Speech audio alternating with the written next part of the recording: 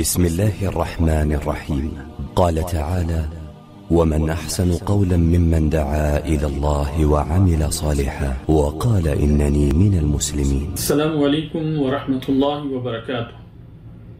الحمد لله رب العالمين، والصلاة والسلام على أشرف الأنبياء والمرسلين نبينا محمد وعلى آله وصحبه أجمعين ومن تبعهم بإحسان إلى يوم الدين. محترم سامعین اور ناظرین، آج کی اس درس میں انشاءاللہ گفتگو کریں گے سورۃ الفاتحہ سے متعلق کہ نماز کے اندر سورۃ الفاتحہ کا پڑھنا ضروری ہے یا نہیں، اور یہ کہ سورۃ فاتحہ کا نہ پڑھنے والا کس طریقے سے اللہ تبارک و تعالیٰ کی سرگوشی سے محروم رہ جاتا ہے۔ سورۃ فاتحہ قرآن کی عظیم ترین سورت ہے، اس کے بہت سارے نام ہیں، انہی ناموں میں سے فاتحۃ الکتاب، ام القرآن، السبع المثانی، بار بار پڑھی جانے والی 7 آیتیں، الشفاء، الرقیہ، اور اسی طرح سے اس کے ناموں میں سے ایک نام الصلاح ہے، جیسا کہ اللہ تبارک و تعالیٰ نے حدیث قدسی کے اندر فرمایا: قسمت الصلاۃ بینی و بین عبدی نصفین، کہ میں نے صلاۃ کو یعنی سورۃ الفاتحہ کو اپنے اور اپنے بندوں کے بیچ 2 حصوں میں تقسیم کر دیا ہے۔ یہ ایک لمبی حدیث کا حصہ ہے جس سے علماء کرام نے نماز کی ہر رکعت میں سورۃ الفاتحہ کے فرض ہونے پہ استدلال کیا ہے کہ نماز کی ہر رکعت میں سورۃ الفاتحہ پڑھنا فرض ہے۔ چنانچہ ابو ہریرہ رضی اللہ تعالی عنہ اس حدیث کو روایت کرتے ہوئے کہتے ہیں کہ من صلی صلاۃ لم یقرأ فیہا بأم القرآن فہی خداج، کہ نبی کریم صلی اللہ علیہ وسلم نے فرمایا کہ جس نے نماز پڑھی اور نماز کے اندر اس نے ام القرآن نہیں پڑھی، سورۃ الفاتحہ نہیں پڑھی، فہی خداج،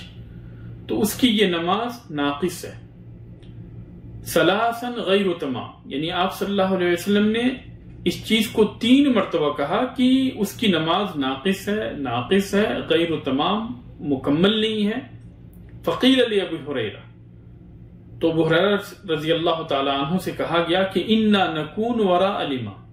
کہ ابو ہریرہ جب ہم امام کے پیچھے ہوتے ہیں تب کیا کریں؟ تو ابو ہریرہ رضی اللہ تعالی عنہ نے جواب دیا: اقرأ بها فی نفسی،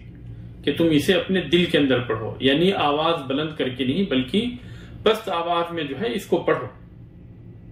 فإنی سمعت رسول اللہ صلی اللہ علیہ وسلم یقول، اس لیے کہ میں نے نبی کریم صلی اللہ علیہ وسلم کو یہ کہتے ہوئے سنا ہے کہ قال اللہ تعالی، کہ اللہ عز و جل کا فرمان ہے: قسمت الصلاۃ بینی و بین عبدی نصفین ولعبدی ما سأل، کہ میں نے نماز کو، صلاۃ کو یعنی سورۃ الفاتحہ کو اپنے اور اپنے بندوں کے بیچ 2 حصوں میں تقسیم کر دیا ہے، اور میرے بندوں کے لیے وہ ساری چیزیں ہیں جس کا وہ سوال کرتا ہے۔ فَإِذَا قَالَ الْعَبْدُ الْحَمْدُ لِلَّهِ رَبِّ الْعَالَمِينَ قَالَ اللَّهُ تَعَالَى حَمِدَنِي عَبْدِي، جب بندہ الحمدللہ رب العالمین کہتا ہے کہ ساری تعریفیں اللہ تبارک و تعالیٰ کے لیے ہے، تو اللہ تبارک و تعالیٰ فرماتا ہے کہ میرے بندے نے میری تعریف کی۔ وَإِذَا قَالَ الرَّحْمَنِ الرَّحِيمِ، جب بندہ یہ کہتا ہے کہ اللہ تبارک و تعالیٰ تو بڑا مہربان، نہایت ہی رحم کرنے والا ہے، تو اللہ تبارک و تعالیٰ کہتا ہے اثنا علی عبدی، کہ میرے بندے نے میری ثنا کی، یعنی میری صفتیں بیان کر کے میری تعریف کی۔ وَإِذَا قَالَ مالک یوم الدین، جب بندہ کہتا ہے مالک یوم الدین، کہ اللہ تبارک و تعالیٰ تو بدلے کے دن کا مالک ہے، تو اللہ تبارک و تعالیٰ کہتا ہے مجدنی عبدی، کہ میرے بندے نے میری بزرگی بیان کی، اور بسا اوقات یہ کہا کہ فوض الی عبدی، کہ میرے بندے نے میرے سپرد یہ ساری چیزیں کی۔ فَإِذَا قَالَ إِيَّاكَ نَعْبُدُ وَإِيَّاكَ نَسْتَعِينُ، کہ اللہ تبارک تعالیٰ صرف تو ہی عبادت کے لائق ہے اور ہم صرف تجھی سے مدد چاہتے ہیں، تو اللہ تبارک تعالیٰ کہتا ہے هَذَا بَيْنِي وَبَيْنَ عَبْدِي، کہ یہ میرے اور میرے بندے کے بیچ ہے، وَلِعَبْدِي مَا سَأَلَ، اور میرے بندے کے لیے وہ ساری چیزیں ہیں جس کا اس نے سوال کیا۔ پھر جب وہ یہ کہتا ہے اہدنا الصراط المستقیم صراط الذین انعمت علیہم غیر المغضوب علیہم ولا الضالین، قال هذا لعبدی ولعبدی ما سأل، کہ اللہ تبارک تعالیٰ تو ہمیں سیدھے راستے کی ہدایت عطا کر، ان لوگوں کے راستے کی ہدایت جن کے اوپر تو نے انعام کیا، ان کے راستے کی نہیں جو کہ مغضوب علیہم تھے، جن کے اوپر تیرا غضب نازل ہوا، اور نہیں ان کے راستے کی ہدایت جو کہ گمراہ تھے، یعنی یہود و نصارہ۔ جب بندہ یہ کہتا ہے تو اللہ تبارک تعالیٰ کہتا ہے ھذا لعبدی ولعبدی ما سأل، کہ یہ میرے بندے کے لیے اور میرے بندے کے لیے وہ ساری چیزیں ہیں جس کا وہ سوال کرتا ہے۔ تو یہ ایک عظیم ترین حدیث ہے، اور اس حدیث سے علماء کرام نے سورہ فاتحہ کی عظمت کے اوپر بھی استدلال کیا ہے، اور اس بات پہ بھی استدلال کیا ہے کہ سورہ فاتحہ کو نماز کی ہر رکعت کے اندر پڑھنا ضروری ہے، فرض ہے۔ اور امام بخاری رحمہ اللہ نے باقاعدہ سورۃ الفاتحہ کی فرضیت کے سلسلے میں ایک کتاب لکھی ہے جس کے اندر اس چیز کو ثابت کیا ہے کہ سورہ فاتحہ نماز کی ہر رکعت میں اور ہر نماز کے اندر، چاہے وہ فرض نماز ہو، چاہے نفل نماز ہو، چاہے وہ سری نماز ہو، چاہے وہ جہری نماز ہو، چاہے نماز پڑھنے والا تنہا ہو یا امام ہو یا مقتدی ہو، سب کے اوپر جو ہے سورۃ الفاتحہ پڑھنا فرض ہے۔ اور اگر بندہ سورۃ الفاتحہ نہیں پڑھتا ہے تو وہ ایک عظیم نعمت سے محروم ہو جاتا ہے، اللہ تبارک و تعالیٰ کی سرگوشی سے محروم ہو جاتا ہے۔ ابن رجب رحمہ اللہ اس حدیث کے بعد میں کہتے ہیں کہ اس حدیث کے اندر اس بات کی دلیل ہے کہ بندہ جب اللہ تبارک و تعالیٰ سے سرگوشی کرتا ہے تو اللہ تبارک و تعالیٰ اس کے ایک ایک کلمے کے اوپر جواب دیتا ہے، یعنی جو جیسے جیسے وہ آیت پڑھتا ہے اللہ تبارک و تعالیٰ جو ہے اس کی ہر آیت کے بعد میں اسے جواب دیتا ہے۔ تو جو سورہ فاتحہ نہیں پڑھتا وہ اس عظیم ترین نعمت سے محروم ہو جاتا ہے، اللہ تبارک و تعالیٰ سے سرگوشی سے محروم ہو جاتا ہے۔ اور اسی طریقے سے سورۃ الفاتحہ کے فرض ہونے کی دلیل بے شمار احادیث کے اندر ہے، جیسے کہ امام بخاری رحمہ اللہ نے اس سلسلے میں ایک کتاب ہی لکھی ہے،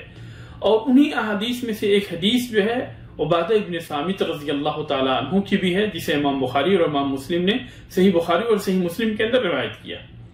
چنانچہ عبادہ ابن صامت رضی اللہ تعالی عنہ کہتے ہیں قال رسول اللہ صلی اللہ علیہ وسلم لا صلاة لمن لم يقرأ بفاتحة الكتاب، کہ رسول اللہ صلی اللہ علیہ وسلم نے فرمایا جس نے فاتحۃ الکتاب نہیں پڑھی اس کی نماز نہیں ہوتی۔ تو اس بندے کی نماز ہی نہیں ہوتی جو سورۃ الفاتحہ نہیں پڑھتا ہے، اور یہ لا صلاۃ جو ہے نماز نہیں ہوتی، یہ ساری نماز کو شامل ہے، چاہے وہ نماز فرض ہو، چاہے وہ نماز نفل ہو، چاہے وہ تنہا یعنی منفرد انسان کی نماز ہو، چاہے امام کی نماز ہو، چاہے مقتدی کی نماز ہو، ساری نماز کو شامل ہے۔ اور چاہے وہ نماز سری ہو یا جہری ہو، ساری نمازوں کو شامل ہے کہ اس بندے کی نماز نہیں ہوتی جس نے سورۃ الفاتحہ نہیں پڑھی۔ اور خصوصی طور پہ یعنی جہری نمازوں میں بھی سورۃ الفاتحہ پڑھنے کی دلیل موجود ہے، جسے کہ عبادہ ابن صامت رضی اللہ تعالی عنہ نے روایت کیا ہے، اور امام بخاری نے بھی اس حدیث کو اپنی کتاب جزء القراء خلف الامام کے اندر جو ہے اس حدیث کو روایت کیا ہے، اور اسی طریقے سے اس حدیث کو امام احمد، امام نسائی، ترمذی اور ابو داؤد نے بھی اس حدیث کو روایت کی۔ وہ حدیث اس طریقے سے ہے، عبادہ ابن صامت رضی اللہ تعالیٰ عنہ کہتے ہیں کننا خلف رسول اللہ صلی اللہ علیہ وسلم فی صلاۃ الفجر، کہ ہم لوگ نبی کریم صلی اللہ علیہ وسلم کے پیچھے تھے فجر کی نماز میں۔ فقرأ رسول اللہ صلی اللہ علیہ وسلم، نبی کریم صلی اللہ علیہ وسلم نے قرأت کی، فثقلت علیہ القراءۃ، تو آپ صلی اللہ علیہ وسلم پہ قرأت جو ہے بوجھل ہو گئی، آپ کو دشوار ہوا۔ فلما فرغ قال، تو جب نبی کریم صلی اللہ علیہ وسلم نماز سے فارغ ہوئے تو آپ صلی اللہ علیہ وسلم نے استفسار کیا، پوچھا لعلکم تقرؤون خلف امامکم، شاید تم اپنے امام کے پیچھے پڑھا کرتے ہو؟ قلنا نعم،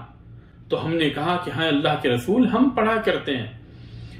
قال لا تفعلوا الا بفاتحة الكتاب، تو نبی کریم صلی اللہ علیہ وسلم نے فرمایا کہ سورۃ الفاتحہ کے علاوہ، فاتحۃ الکتاب کے علاوہ کوئی دوسری سورہ مت پڑھا کرو، فإنه لا صلاة لمن لم يقرأ بها، کیونکہ اس شخص کی نماز نہیں ہوتی جو نماز کے اندر سورۃ الفاتحہ کی تلاوت نہیں کرتا۔